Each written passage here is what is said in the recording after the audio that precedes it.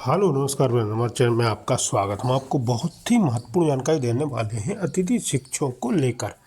अतिथि शिक्षक जो 40-50% वाले हैं उनको भी चयन परीक्षा में बैठने के आदेश जारी कर दिए गए। उनको भी चयन परीक्षा में बैठने दिया जाएगा। ठीक है, कोर्ट में भी याचिका लगाई गई है अतिथि शिक्षकों की ओर से। और सरकार ने बोनस अंक देने की भी घोषणा की है अतिथि शिक्षकों को। शिक्षक भर्ती परीक्षा में अतिथि शिक्षकों को बोनस अंक दिया जाएगा। बोनस अंक मिलने से ज़्यादा अतिथि शिक्षक नियमित हो सकेंगे और ज़्यादा से ज़्यादा अतिथि शिक्षकों का चयन हो सकेगा। अभी सरकार ने लिखित में नहीं दिया है लेकिन बोल दिया है कि बोनस अंक दिया जाएगा। ठीक है, मैं पूरी विस्तार से जानकारी देने वाला हूँ अतिथि शिक्षकों को लेकर। क्या कहना सुनील से परिहार और का, दूसरा कुछ लोगों इनकी को शासन से तकलीफ भी बात हुई होती है। है तो आप वीडियो में बने रहे, कि वीडियो यूट्यूब से पूरा देखें। वीडियो अच्छा बहुत लगे तो पैसा कमा लाइक रहा और है, तो चैनल इसलिए को मैंने सब्सक्राइब कर लें ऐसे ही अपडेट डेली पाने के लिए। लाइव आने का सिस्टम भी बंद कर दिया और मैं वीडियो भी नहीं डालता। जब कोई काम की बात होती है तभी आपसे मेरी चर्चा होगी, अन्यथा मुझे भी इसकी ज़रूरत नहीं है। मैंने आपको बताया था कि जिन साथियों के 40% और 50% अहर्ता अंक हैं, लेकिन वो पात्रता परीक्षा में पास नहीं है, ऐसे साथियों के लिए कोर्ट के माध्यम से हम चयन परीक्षा में शामिल होंगे।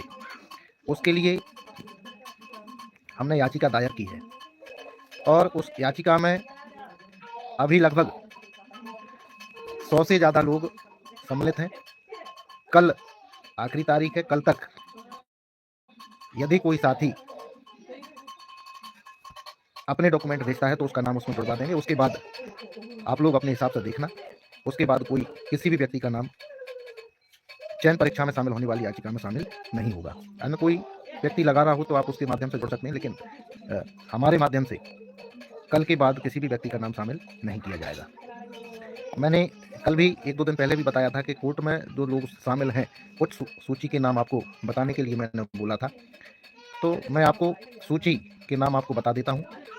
कुछ साथी 2-3 महीने पहले से मुझसे जुड़े हुए थे और लगभग 76 लोग उस सूची में हैं जो पहले से जुड़े हुए हों। उन्होंने 1000 रुपये प्रति व्यक्ति फीस भी उन्होंने जमा कर रखी है।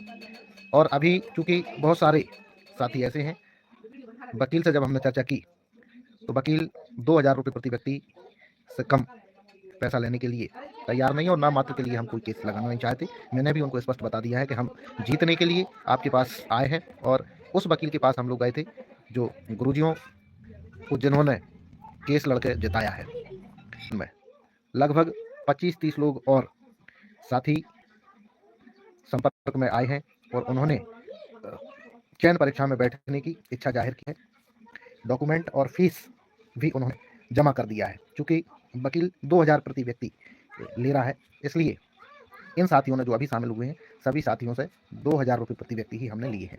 उसमें हमने अभी किसी भी साथी से इसके अलावा कोई भी चार्ज नहीं लिया और वकील साहब को भी हमने यही कहा है कि किसी भी स्थिति में ये साथी चयन परीक्षा में बैठना चाहिए, इनका अहित नहीं होना चाहिए। इसके अलावा जो साथी चयन परीक्षा में बैठ रहे हैं, पात्रता परीक्षा पास हैं, आप लोग भी अच्छे से समझ लें कि अभी सरकार ने बोनस अंक की घोषणा की है, बोनस अंक का आदेश नहीं किया। और मैं आप लोगों से भी आग्रह करता हूं कि हम जो चयन परीक्षा में जो साथी बैठ रहे हैं, चूँकि सरकार की घोषणा है, आरटीआई में जवाब भी दिया है और उसके बोनस अंक के लिए एक बार नहीं, कम से कम 10 पत्र हमने पिछले कई सालों में सिर्फ बोनस अंक के लिए दिए हुए हैं। तो बोनस अंक के लिए भी जो चयन परीक्षा में बैठ रहे हैं, वो साथी याचिका में शामिल हों और बोनस अंक आप लोग चयन परीक्षा में लेने का प्रयास करें। क्योंकि जब बोनस अंक मिलेंगे तो निश्चित रूप से आप लोग मेरिट में रहेंगे और मेरिट में रहेंगे तो आपका नियमितीकरण का जो रास्ता है वो एकदम से साफ होगा। इनके अलावा जो हमारा सबसे पुराना वर्ग है, वो वर्ग गुरुजियों की भांति नियमितीकरण वाले केस में शामिल हो। आपको जानकारी होगी कि गुरुजियों की क्या स्थिति थी और गुरुजियों का भी एक ही मकसद था, नियमित होना। काफ़ी धरातल पे भी संघर्ष किया, लेकिन उन्होंने न्यायिक लड़ाई को भी लड़ा है और उस न्यायिक लड़ाई लड़ने के बाद हमारे जो साथी थे, वो साथी भी न्यायिक लड़ाई लड़के गुरुजियों की भांति नियमित हो सकते हैं। जिन वकील साहब ने गुरुजियों को नियमित करवाया, उन वकील साहब के माध्यम से अतिथि शिक्षकों का केस भी हमने उनके पास दिया है और उनके माध्यम से हम अतिथि शिक्षक शिक्षकों की नियमित करने की लड़ाई भी लड़ेंगे।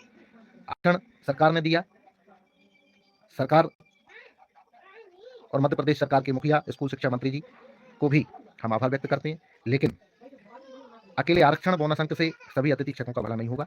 आरक्षण और बोनस अंक से सिर्फ उन साथियों का भला होगा जो पात्रता पास है, लेकिन जो अतिथि शिक्षक वर्षों से काम कर रहे हैं और वर्षों से काम करने के बाद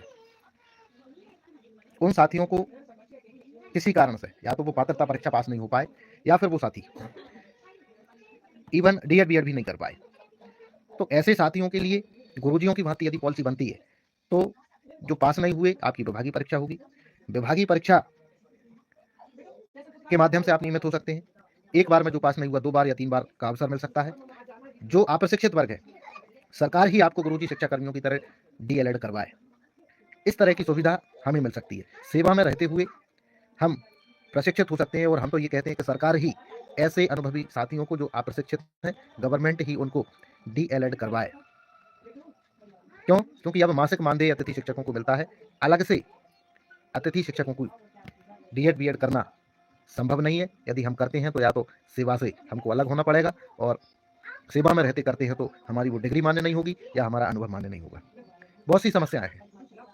तो ऐसी स्थिति में सारे साथी जो 45 साल 50 साल की उम्र के लगभग हैं, उन लोगों की मैं बात कर रहा हूँ और नए वर्ग की भी बात कर रहा हूँ। आरक्षण और बोनस अंक नए वर्ग के लिए रामबाण साबित होगा। गुरुजियों की भांति पॉलिसी सबसे पुराने वर्ग के लिए रामबाण साबित होगी। तो किसी भी स्थिति में हम जीतना चाहते हैं, सभी वर्गों का भला चाहते हैं। कोई भी वर्ग ऐसा ना हो जिसके साथ अन्याय हो, क्योंकि हम नहीं चाहते कि बाद में लोग हमको कोसें, क्योंकि लगातार वर्षों की जो मेहनत है, हम भी चाहते हैं कि हमारी वो मेहनत बेकार ना जाए और आप सबके हित में, इसलिए हम रात दिन भागदौड़ करते हैं। मैं समझता हूँ कि कल और परसों शुक्रवार शनिवार हो सकता है मैं शुक्रवार को भोपाल रहूं और शनिवार को फिर से जबलपुर रहूं, क्योंकि हर हाल में इस वर्ग को जो 2-2 5-5 नंबर से किसी कारण से पात्रता परीक्षा में उत्तीर्ण नहीं हो पाए, लेकिन उनके अंक 40% और 50% से ज़्यादा है, ऐसे सभी साथियों को निश्चित रूप से परीक्षा में बैठने का अवसर हम दिलवाना चाहते हैं। और परीक्षा में हम बैठेंगे तो निश्चित रूप से 50% आरक्षण है। जो साथी पास हो जाएंगे वो आरक्षण और बोनस अंक से लग जाएंगे। अन्य साथियों को पानी दो गिलास। अन्य साथियों को मैंने सबके लिए बता दिया कि जो पास नहीं हो पाए वो याचिका के माध्यम से, कोर्ट केस के माध्यम से चयन परीक्षा में बैठ सकते हैं। और जो चयन परीक्षा में बैठ रहे हैं वो साथी भी 1000-2000 रुपये का मुँह ना देखें किसी भी वकील से। जरूरी नहीं है कि हम कहें उसी वकील के पास जाएं, आप किसी भी वकील से जाके आप बोनस अंक के लिए आप याचिका दायर करें, और या फिर हमारे माध्यम से भी आप जबलपुर चलें, वकील से चर्चा करें और चर्चा करने के बाद आप वकील को फीस दें, क्योंकि बोनस अंक आसानी से हम लोगों को मिल जाएगा, ये चीज़ हम जानते हैं। और जो सबसे पुराना वर्ग है, वो सबसे पुराना वर्ग विभागीय परीक्षा से ही आपका भला होगा, गुरुजियों की भांति ही आपका भला हो सकता है, अन्य किसी कारण से आपका भला नहीं हो सकता। इसलिए उसको जो विवेक तनखा जी के यहाँ जो याचिका लगी हुई थी वो वही पिटीशन थी, इस तरीके से गुरुजियों की पिटीशन थी। उसी पिटीशन के आधार पर हमको उसी केस को आगे बढ़ाने का प्रयास करना है, उसी केस को बढ़ाएंगे, उसी केस से हम जीतेंगे। तो आप सभी जो कोर्ट के एक्सपर्ट हैं, जो साथी अतिथि शिक्षकों में भी जिनको कोर्ट की अच्छी जानकारी है, आप लोग एक बार मुझसे संपर्क करें और मेरे साथ वकील के पास चलें जिसने गुरुजियों का केस लड़ा था, और आपके मन में जो सवाल हो, जो शंकाएं हो, उनको क्लियर करें, क्योंकि हमको जीतना है। और मैं तो आप सबसे ये नहीं कहता कि सारी चीज़ें मुझे पता है, मैं जो चीज़ मुझे नहीं पता उसके बारे में मैं हाथ नहीं डालता। आप सभी जो कोर्ट के एक्सपर्ट हैं, आप मेरे साथ जबलपुर चलें, और मैं जबलपुर के लिए आप मंगलवार बुधवार जब भी आपको चलना है, मैं मंगलवार को फिर से भी जाऊंगा और वहाँ हम वकील साहब से चर्चा करेंगे। अभी तक जितनी याचिकाएं लगी थी, क्यों खारिज हुई, उस पर भी आप लोग चर्चा करें, कैसे जीतेंगे उस पर भी चर्चा करें, गुरुजियों की किस तरीके से जीत हुई थी उस पर भी आप लोग चर्चा करें। जब आप लोग चर्चा करेंगे, आप लोग आपकी शंकाओं को उनके सामने रखेंगे तो और भी बेहतर होगा।